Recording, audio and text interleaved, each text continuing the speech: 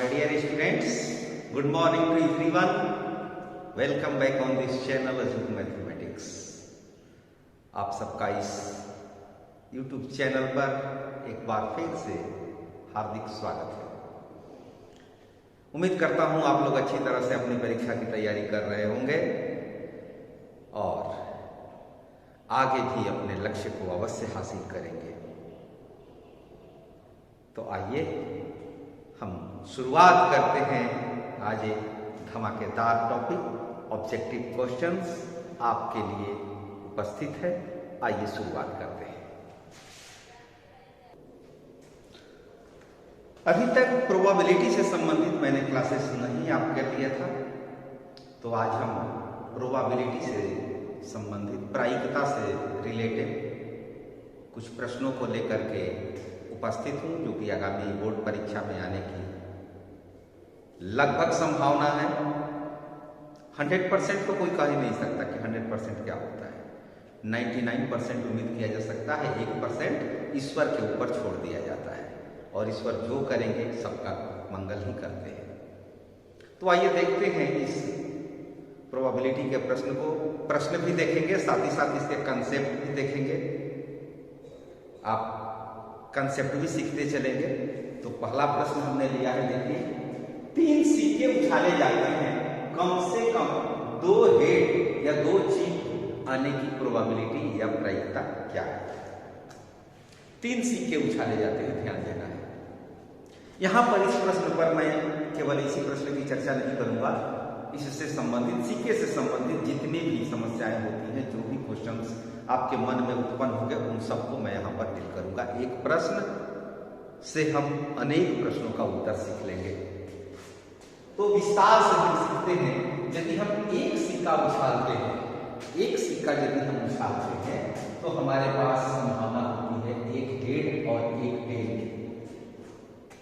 यदि एक सिक्का को एक बार उछाला जाए तो एक हेड अथवा एक टेल ही आएगा एक बार में, यानी 2 परिणाम हमारे पास है।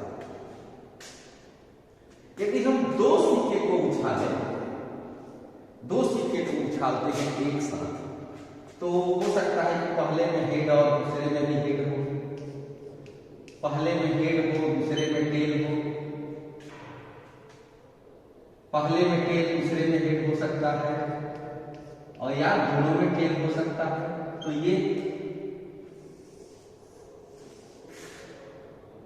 4 संभावनाएं हमारे पास उपस्थित हैं। यहां पर 2 परिणाम हुआ, यहां पर 4 परिणाम और रिजल्ट्स आउटकम्स को। और वही यदि हम 3 सिक्के को एक साथ उछालें तो हमारे पास क्या क्या संभावित परिणाम है, उसको भी हम सीख लें। तीनों में हेड हो सकता है, हो सकता है कि 2 में हेड हो और तीसरे में टेल हो,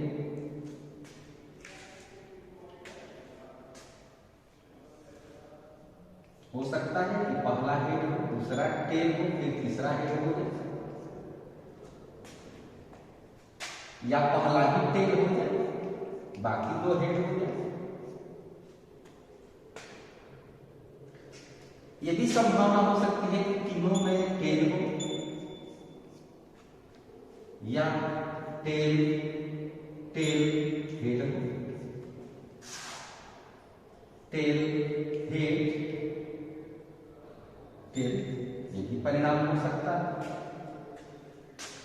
या पहला ही परिणाम टेल हेड हो, पहला ही रिजल्ट हेड हो बाकी दोनों रिजल्ट टेल हो।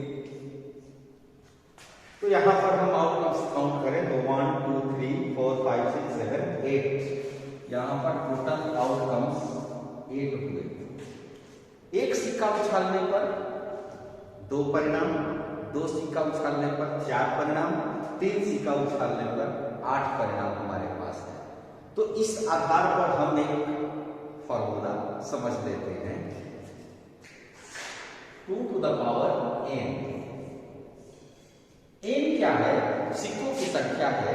यदि एक सिक्का रखते हैं तो 2 का पावर 1, 2 सिक्का रखते हैं तो 2 का पावर 2, 3 सिक्का रखते हैं तो 2 का पावर 3, यहां पर 4 होगा। अगर 4 सिक्का रखते हैं, अगर 4 सिक्के को एक साथ उछाले तो निश्चित है कि हमारे पास एक्सट्रीम आउटकम्स होंगे। ये तो हुआ कंसेप्ट। अब इस आधार पर इस प्रश्न का आंसर देखें। 3 सिक्के उछाले जाते हैं, कम से कम 2 हेड आने की प्रायिकता क्या है? कम से कम 2 हेड होना चाहिए, अधिक से अधिक हो सकता है लेकिन कम से कम 2 हेड होना चाहिए। तो 3 सिक्के वाले में देखें, यहाँ पर 1 2 3 और इसमें 2 हेड नहीं है।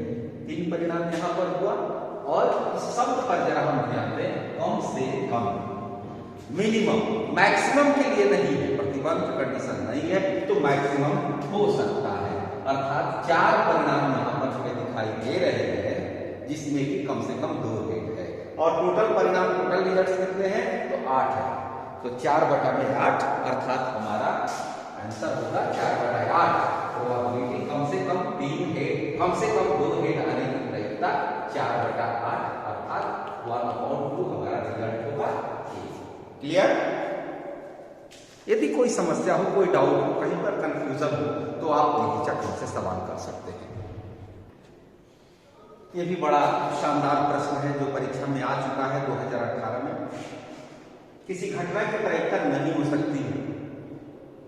क्या नहीं हो सकती है? 0, 1, 0.2, -1। इजी, बहुत ही आसान प्रश्न है। किसी घटना की जो प्रायिकता होती है, किसी भी इवेंट के, किसी घटना के घटने की जो भी प्रोबेबिलिटी होती है, वो प्रोबेबिलिटी को हम रिप्रेजेंट इस तरह से करते हैं। ई से इवेंट हुआ, ई से प्रोबेबिलिटी हुआ और ये प्रोबेबिलिटी वैरी करती है हमेशा 0 to 1,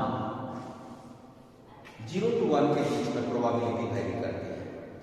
0 हो सकती है, 1 1 भी हो सकता है, 0 भी हो सकता है। 0 से छोटा अर्थात निगेटिव नहीं हो सकता है और 1 से बड़ा नहीं हो सकता है। तो यहाँ पर ये निगेटिव नंबर दिखाई दे रहा है, ये प्रायिकता नहीं हो सकती है। यदि किसी घटना की प्रायिकता 0 हो जाए तो यहाँ पर अन्य प्रश्नों का भी समाधान लेते चले तो इसको हम क्या कहेंगे? असंभव घटना। ये घटना कभी घटित नहीं होगी, ये घटना कभी घटित नहीं होने वाली है।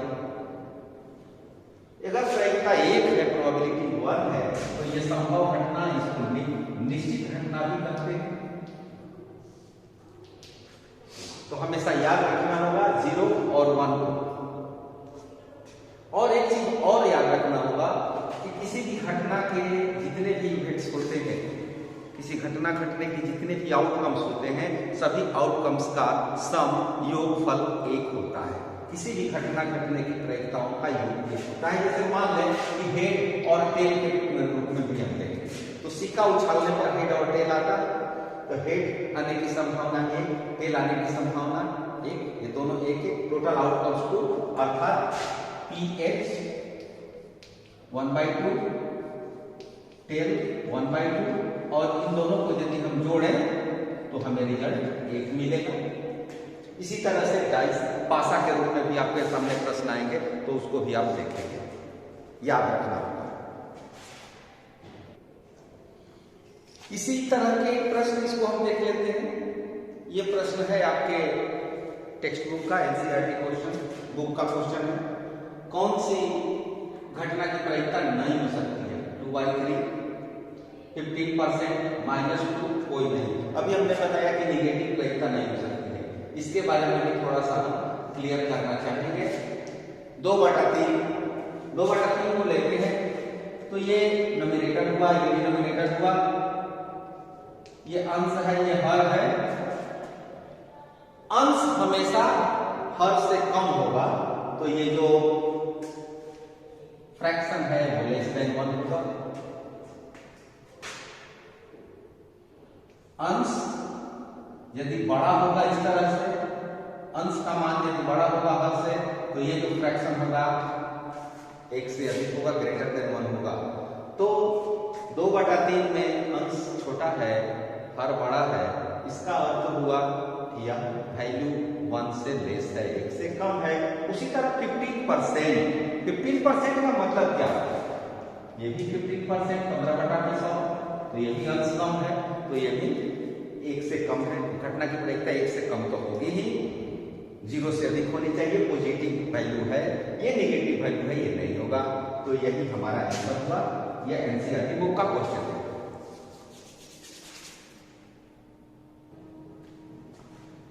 अब आते हैं हम पासे के सवाल पर। पासा, डाइस, लूडो वाला पासा, जिसमें 1 से लेकर के 6 तक पॉइंट्स लिखे रहते हैं, पॉइंट उस पर चिन्हित रहते हैं या अंक भी लिखा रहता है। तो किसी पासे को जब हम फेंकते हैं तो हमारे पास 6 परिणाम, एक पासे को फेंकने पर 6 परिणाम आने की संभावना रहती है।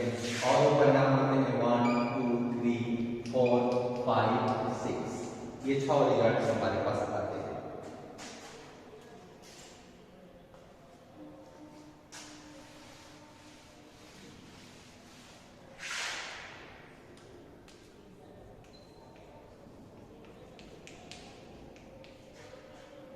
किसी भी पासे को फेंकने पर ऊपर में यही या तो डॉट आएगा या यदि लेटर लिखा हुआ है डिजिट तो वो आएगा। लेकिन जब 2 पासे को फेंका जाता है, यहां पर समझने वाली बात है, 2 पासे को एक साथ फेंका जाए या एक पासे को 2 बार फेंका जाए, 2 पासे को एक साथ फेंका जाए या एक ही पासे को 2 बार फेंका जाए, तब क्या होता है? तब हमारे पास कितने रिजल्ट होंगे, कितने परिणाम होंगे, संभावित परिणाम? अब मान लीजिए कि 2 पासे को हम फेंक रहे हैं, तो पहले पासा में एक आगे और दूसरे पासा में भी एक आगे, ये हो सकता है। पहले पासा में एक आगे, दूसरे में 2 आगे, इस तरह के रिजल्ट हो सकते हैं। इसी तरह के हमारे पास रिजल्ट आएंगे। हो सकता है पहले पासा में 2 हो, दूसरे में 1, पहले में 3 हो, दूसरे में 4 हो, इस तरह के रिजल्ट 2-2 जैसे कि ऑर्डर पेयर के रूप में हमें आउटकम्स प्राप्त होंगे। अब यहां देखना है कि दोनों का सम, दोनों का योग, इन दोनों का योग, इन दोनों का योग, इन दोनों का योग, इन दोनों का योग 7 कहां कहां होता है, इसी को हमें समझ लेना है। तो पहला में 1 और दूसरा में 6 हो तो 7 हो जाएगा, पहला में 2 हो, दूसरे में 5 हो तो 7 हो जाएगा, 3 हो और 4 हो तो 7 होगा,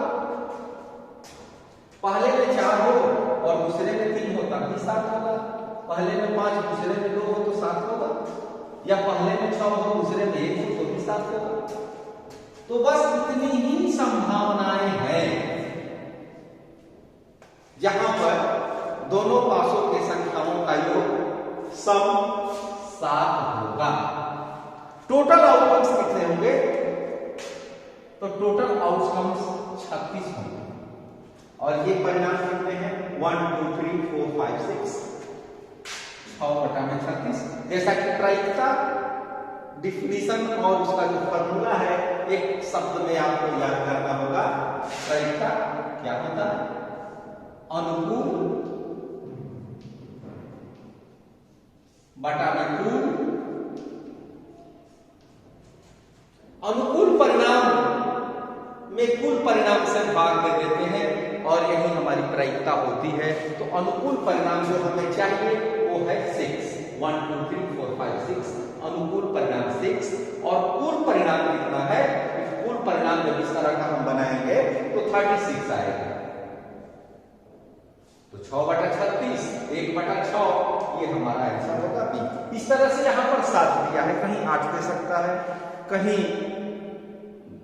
10 दे सकता है, कहीं 12 दे सकता है। मान लीजिए कि 12 दे दे कि एक साथ 2 पासे को फेंकने पर दोनों का योग 12, तो 12 ये नहीं कंडीशन में आएगा जब दोनों में 6 हो जाए।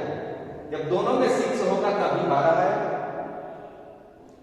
कुल योग 1 हो वही नहीं सकता, क्योंकि किसी में 1 आएगा तो दूसरे में 0 तो आएगा नहीं, तो ये असंभव घटना हो जाएगी।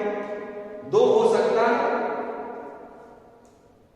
तो इस तरह के प्रश्नों को आपको थोड़ा गहराई में जाकर के ध्यान से देखना होगा। तो पासे से संबंधित इसी तरह के प्रश्न आपके पूछे जा सकते हैं। सिंगल पासा से संबंधित सवाल पूछा जा सकता है, उसको भी हम यहाँ पर सॉल्व करते चले। क्योंकि कम समय में और अधिक से अधिक नॉलेज आप तक पहुंचाना हमारी प्राथमिकता रही है, रहेगी। मान लीजिए कि सिंगल पास से देखते हैं तो हमारे पास 1 2 3 4 5 और 6 ये रिजल्ट आएगा। तो 6 परिणाम। अब इसमें सवाल पूछ देता है कि प्राइम नंबर पूछ देता है, अभाज्य संख्या पूछता है, कौन कौन से अभाज्य संख्या है। एक पास को फेंकने पर अभाज्य संख्या यानी कि प्रायिकता क्या है। तो अभाज्य संख्या प्राइम नंबर हम काउंट करें तो 2 3 5। किसी किसी के दिमाग में एक भी प्राइम नंबर 1 भी प्राइम नंबर के रूप में आ जाता है, लेकिन ध्यान देना 1 is not prime, not composite. न तो ये अभाज्य संख्या है, अभाज्य संख्या है। ये 1 ईश्वर का प्रतीक है। प्राइम नंबर यहां पर 3 हुआ और टोटल आउटकम 6 तो 1/2। इवन नंबर के बारे में भी सवाल पूछ सकता है। सम संख्या, तो सम संख्या 2 4 6 ये भी 3/6 होगा, ये भी रिजल्ट 1/2 आएगा।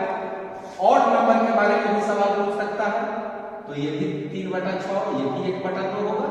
तो prime number, even number, odd number की यदि बारे में बात करें सिंगल पासे के रूप में, तो यहां पर प्रायिकता 1/2 होगी। साथ ही साथ ये कह सकता है कि जैसे बुक में क्वेश्चन है कि 4 से बड़ी संख्या आने की प्रायिकता क्या है, तो 4 से बड़ी संख्या 2 है, 5 और 6 2/6। अनुकूल परिणाम 2 हुआ और कुल परिणाम टोटल आउटकम्स हुआ 6 तो 2/6। 4 से छोटी संख्या आने की प्रायिकता तो 1 2 3 3/6। तो इस तरह से पासे से संबंधित आपके बहुत से प्रश्न आप सॉल्व करेंगे। तो प्रायिकता में कुछ ज्यादा है नहीं, प्रोबेबिलिटी में कुछ ज्यादा आपको पढ़ना नहीं है। प्रोबेबिलिटी से आपका एक एक नंबर का ही प्रश्न आएगा, निश्चित रूप से आएगा। अब रह गया बात ताश के रूप में, कार्ड के रूप में, प्लेइंग कार्ड के रूप में, उसको मैं एक अगले क्लास में आपके समक्ष डील करूंगा। प्लेइंग कार्ड वाला ताश का जो भी सवाल होगा वो सारे सवालों को मैं आपको क्लियर करूंगा। यदि प्रायिकता से संबंधित और कोई समस्याएं हो आपके समक्ष तो आप कमेंट बॉक्स में उस सवाल को डाल सकते हैं। यदि आप इस चैनल पर नए हैं तो प्लीज सब्सक्राइब करना ना भूलें।